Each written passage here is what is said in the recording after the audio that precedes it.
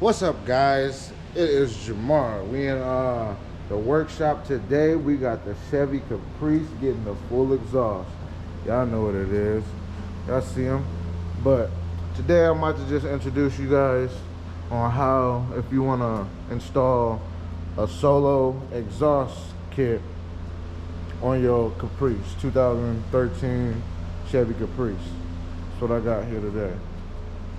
So we're about to get the solo exhaust put on it. Don't worry about it. But it's gonna be a nice little build. Probably take me about an hour or so. It's nothing to it. Bolt on kit, no welding required, nothing, no cutting. Just bolt right on. Solo. Shout out to Solo Exhaust for this though. Oh yeah, this is the, if you get the solo exhaust, this is gonna be the boxes that they're gonna come in right here. You see we got two big boxes, not one. So if you wanna go check them out, they're not too bad on pricing either. He actually gave us a really great deal because me and my guy ordered them.